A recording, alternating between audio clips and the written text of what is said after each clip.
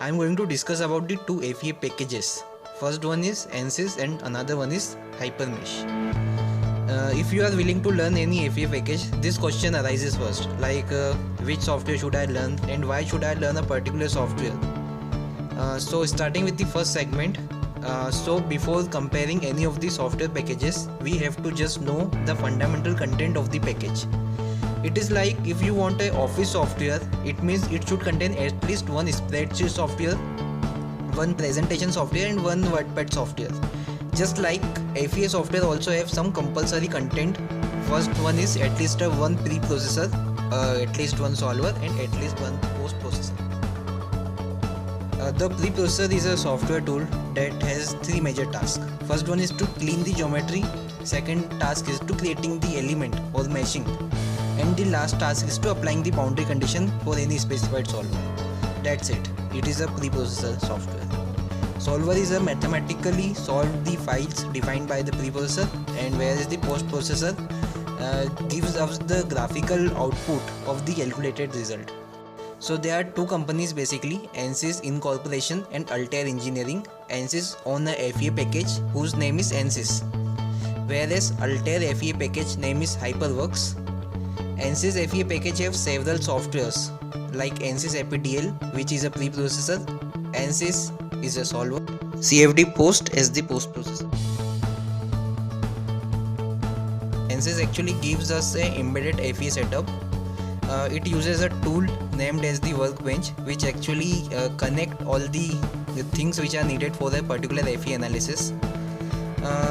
FEA analysis become very easily if we uses the workbench. Whereas in HyperMesh, you will get a solver neutral environment where you have to define each and everything in the same window with less user friendly interface if you compare it with the ANSYS workbench. It doesn't mean it is a disadvantage. The idea here is the ANSYS workbench just focus on the simplified FEA that also lacks the proper control on each and every parameter of analysis. You can't actually modify the element on individual level, whereas in HyperMesh you have liberty to have a great control over the whole geometry and elements. What I am trying to say here, that if we actually can't compare them, ANSYS is basically the whole package and HyperMesh is just a preprocessor.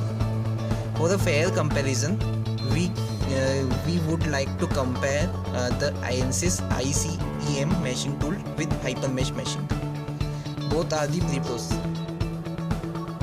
As a FEA enthusiast or a student, you may ask like what software has better job opportunities if you are looking to learn it for doing some kind of job or some practical project. So I want to make it clear that ANSYS used in such a type of industries where it uses multi-physics type of analysis like a thermal or CFD. ANSYS is widely used here.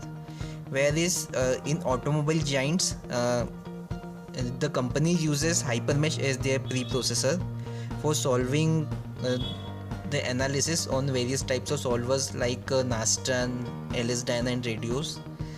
Because it uses some explicit dynamic analysis for the crashing and safety regulation.